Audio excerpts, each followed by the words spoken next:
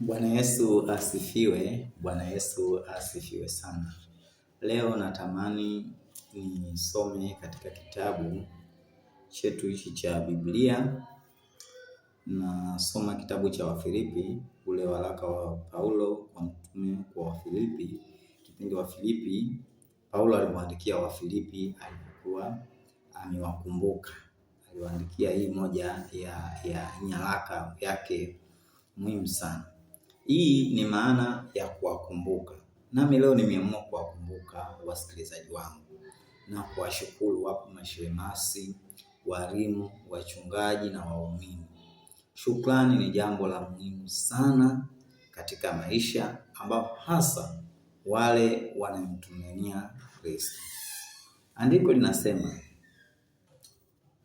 Paulo na Timotheo, watumwa wa Kristo Yesu, kwa watakatifu wote katika Kristo Yesu walioko Filipo, pamoja na maaskofu, mashemasi.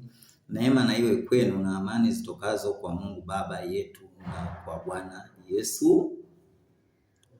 Namshukuru Mungu wangu kila niwakumbukapo, na mimi pia ninawashukuru kila niwakumbukapo. Bwana Yesu asifiwe. 4. Siku zote kila niwaombeapo, ninaombea sana ninyi nyote, nikisema sala zangu kwa furaha kwa sababu ya ushirika wenu katika kuieneza Injili tangu siku ile ya kwanza hata leo hivi.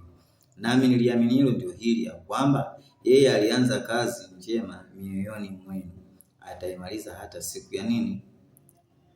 Siku ya Kristo Yesu.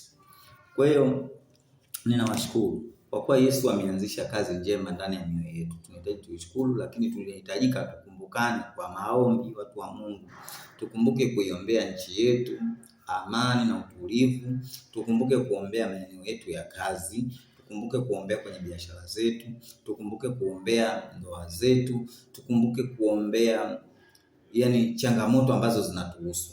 Wewe hapo ulipo, upo ofisini, upo barabarani, upo kwenye kibarua fulani, upo shamba sasa hivi unafanya kazi, maeneo yoyote, hata unaperuzi. Ukiona tu unaperuzi hata kwenye Facebook, mshukuru Mungu umepata hiyo neema ya kuperuzi kwenye hiyo mitandao ya kijamii. Mungu na wabariki na niwatakie siku njema. Kila mwenye hitaji ya moyo wake afanikiwe katika siku ya leo. Uliye mgonjwa, Mungu akuponye. Uliokuwa na changamoto ya kazi, Mungu akuponye.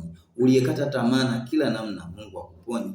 Na kwenye grupu letu, Mungu awalinde na kuwafanikishia mahitaji. Nimewakumbuka sana na ninawaombea.